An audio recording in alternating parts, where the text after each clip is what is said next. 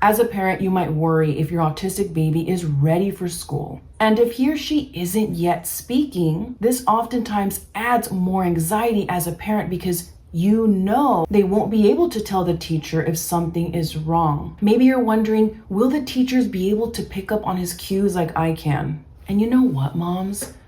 The reality is no, they won't. No one can read your child like you can, because at the end of the day, you are mom. And the truth is, we don't want to make your child reliant on the teachers or the aides, other adults, more than we have to. You want them to have the skills to get their needs met across any adult. Let's say your son or daughter is thirsty and he can't open his water bottle. You want him to have the skill to be able to travel to a grown-up, sign the sign for help so his teacher can help him open his water bottle. That's what we're talking about. Clear, direct communication and independence. And I would argue, especially for our non-speaking kids. So parents, there are steps that you can take today to better equip your autistic son or daughter for when they start school. As a parent, it's your obligation to grant them the tools to, 1, reduce frustration and behaviors so that they're more calm and content at school. And 2, teach them to get their needs met in a way that's direct, clear, and consistent so that they can be better understood across their teachers, aides, and classmates, other people who are not you. By the end of this video, you'll know why it's vital for you, mom, to prioritize behavior support now. Second, you'll learn how to practice communication in your everyday routines at home so that the skill better translates or generalizes out in the classroom, equipping your non-speaking autistic champion with independence and autonomy. Let's talk about it. If you don't know me, my name is Celeste. I'm a BCBA who educates and empowers parents on how to teach their autistic baby new, meaningful, everyday skills beyond the conventional ABA therapy route. For context, we're going to be prioritizing the discussion around our non-vocal learners, our kids who have limited or no speaking just yet. Okay, I have my notes here. Let's see.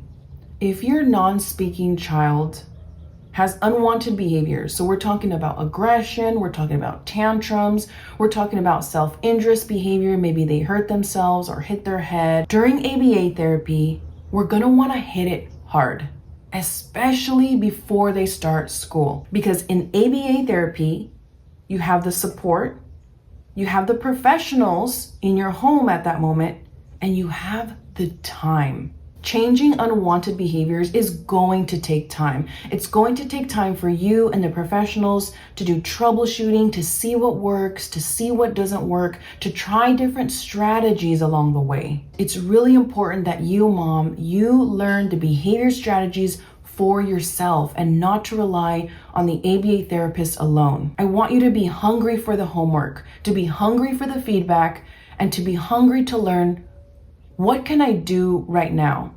And the first step is being present in session and observing and learning the strategies.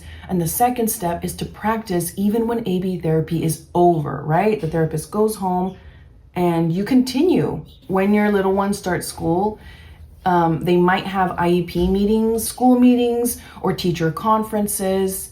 And if you as a parent, you know what strategies have worked because you've mastered them in ABA therapy, and at home, you'll be able to better contribute in the classroom. You'll be able to communicate to the teacher what works and what doesn't work.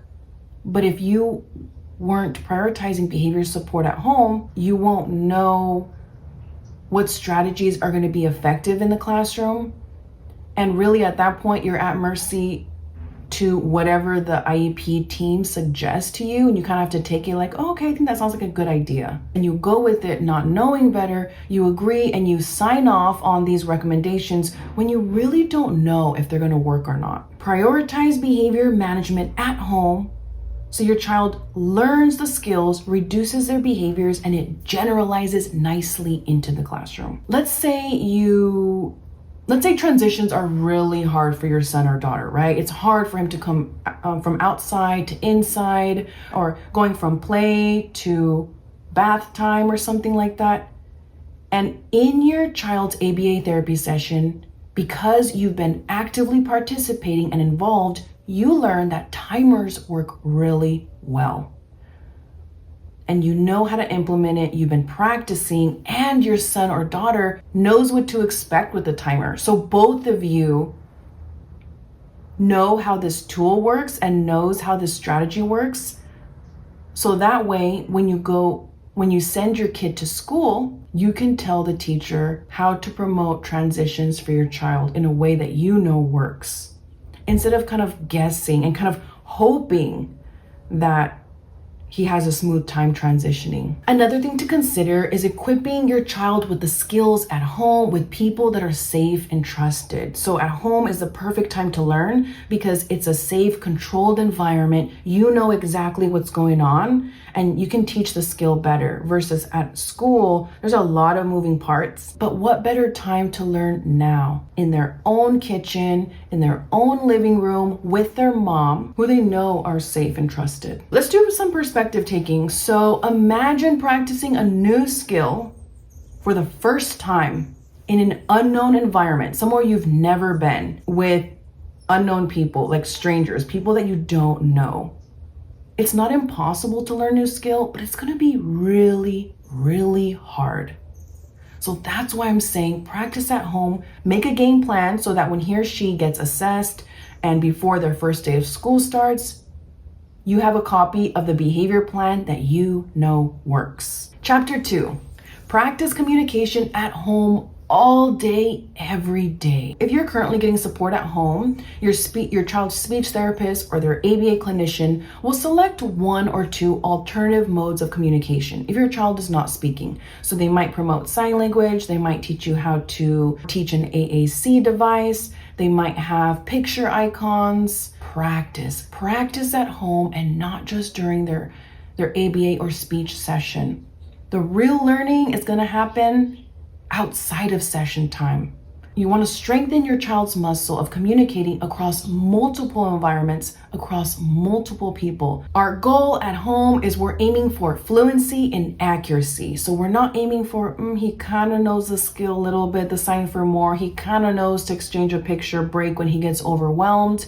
We're looking for, boom, that skill is mastered. He knows it like the back of his hand. Again, and you're only going to get there with repetition and consistency. This is why the parent involvement piece, practicing the skills outside of session, is so crucial. You want your child to be able to get their basic needs met even with a stranger. So what can you do? There's going to be multiple times throughout the day, at home, in the kitchen, or during playtime, during bath time, where there's an opportunity to practice communication that you may be missing.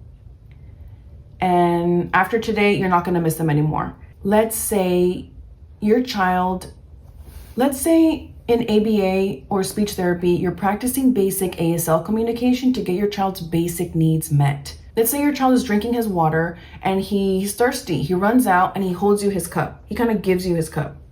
And the old you would have been like, oh, okay, opened it and poured water and give it back to him. But the new you now identifies that teaching opportunity. Oh, I could really practice communication in this moment. So the new you does this. Your child gives you an empty cup, holds this cup out to you.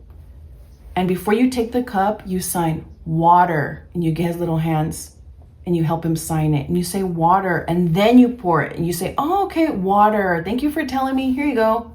Perfect golden opportunity. Practice doesn't have to happen like ample minutes drilled at the table with flashcards. No, it's really like the small moments throughout the day that we miss as parents and teachers.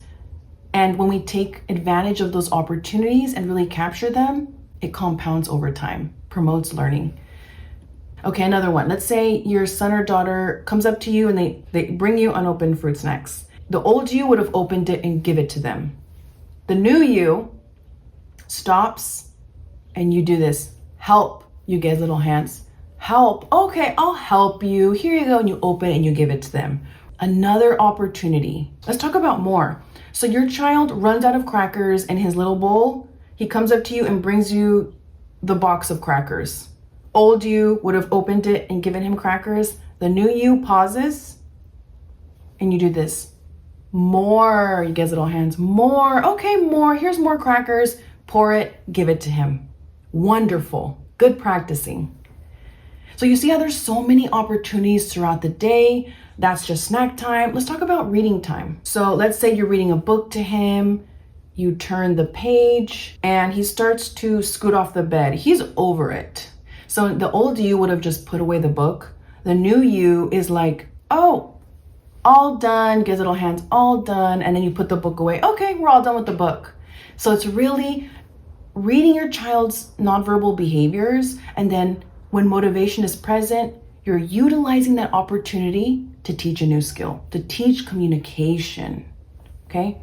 Last, let's talk about the restroom. The old you sees a dirty diaper and you're like, let's go change. And you change him. The new you sees a dirty diaper and you sign, you say restroom. You guys little hand, restroom. Okay, let's go. Take him to the restroom to finish his business or change him. We want to teach our kids to get their basic needs met immediately. And you don't need to be fluent in ASL or other modes of communication. You just need the beginner knowledge on how to run it and a sharpened eye on how to identify those opportunities you might be missing. Parents, your homework is going to be just pick 2 to 3 basic requests that you want him to learn and practice those throughout the day. Hit it hard. I know I give the example of water and help and more and restroom, but that's a lot. Just pick 2 to 3. Just pick 2 actually. And it's really the repetition that's going to make the skill really stick. If you just practice once or twice a day, that's good. It's better than nothing. But when you consistently practice over, get that repetition, it's really going to be what sets our kids up from kind of knowing it to being a pro. He knows this sign like the back of his hand. Last, ask your ABA clinician for homework. How can I practice this? How am I doing? Give me some feedback. That's going to turn you into an even better teacher. If you made it this far, you're the true MVP. Comment MVP in the comments down below. If this video was helpful, I encourage you to like and subscribe. It helps me to know that you like the video so I can continue to make more content like this. And it also helps the YouTube algorithm know you liked it. So hopefully it can reach more parents like you. From your favorite BCBA, keep showing up, keep doing the work, you got this.